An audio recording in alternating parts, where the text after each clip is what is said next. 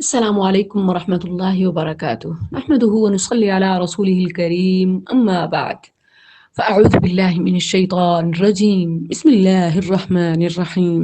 ناظرین کرام، میری آج کی ویڈیو کا ٹاپک کچھ ایسا ہے کہ اگر آپ سوشل میڈیا سائٹس پر سرچ کریں کہ اسلام میں لیٹ نائٹ گھر آنے والے ہسبینڈ کے لیے کیا ہدایات ہیں، تو آپ کو حیرت کے ساتھ مایوسی ہوگی کہ زیادہ تر مسلم سپیکرز خاموش ہیں۔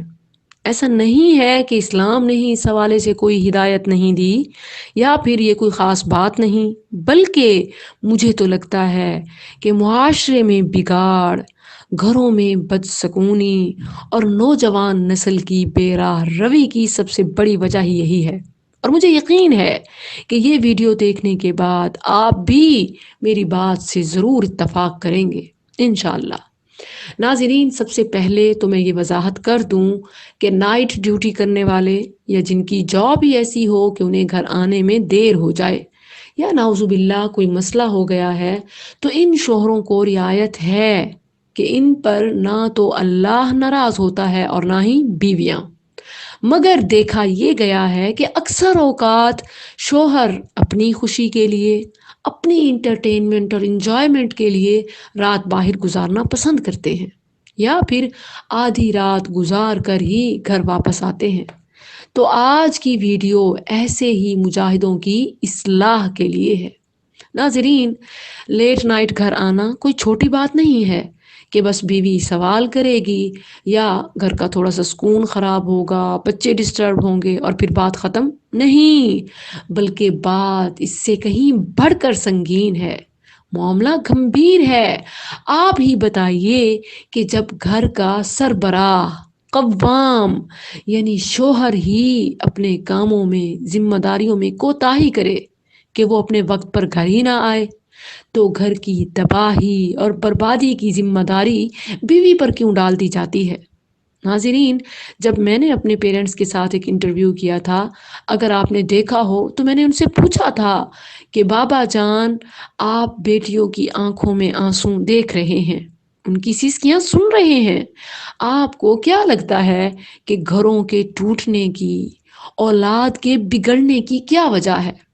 تو وہ کہنے لگے، بیٹا، اصل میں بیوی جب سارا دن گھر کی ذمہ داریاں نبھاتی ہے، بچوں کی دیکھ بھال کرتی ہے، اور پھر وہ امید کرتی ہے کہ رات کو اس کا خاوند گھر آئے اور پھر آ کر دن بھر اس کے کیے جانے والے کاموں پر اسے سراہے، یہاں تک کہ اگر شوہر شام کو بیوی سے گھر کی، بچوں کی رپورٹ لیتا ہے تو کیا ہوتا ہے کہ بیوی اور بچے دونوں اگلے دن کی پرفارمنس زیادہ اچھی دیں گے۔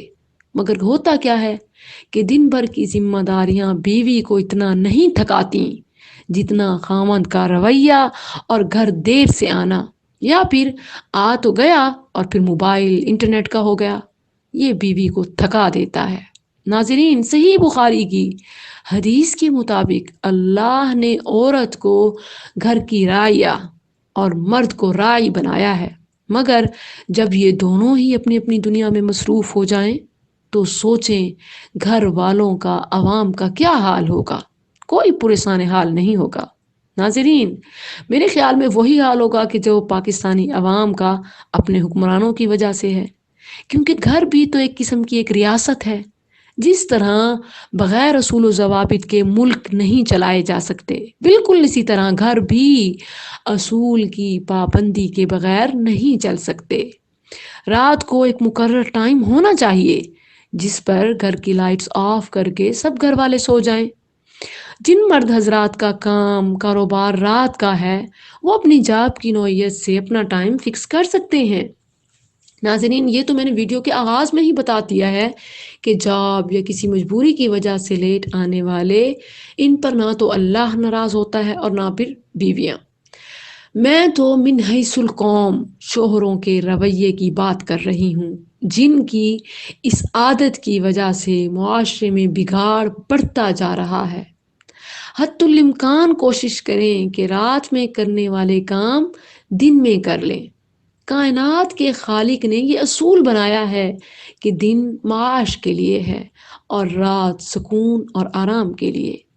آپ کو اپنا ٹائم ٹیبل بنانا ہے، جو کام، جو ضروریات، جو انٹرٹینمنٹ آپ رات میں کرتے ہیں وہ آپ دن میں کر لیں، اور یہی تو قدرت کا اصول ہے۔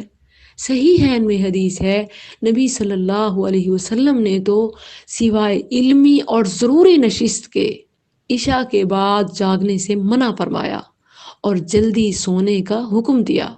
شوہر گھر کے سربراہ ہیں، اور اگر سربراہ ہی ذمہ دار ممبر اور فرد نہیں ہوگا تو پھر باقی گھر والوں سے کیا امید رکھی جا سکتی ہے؟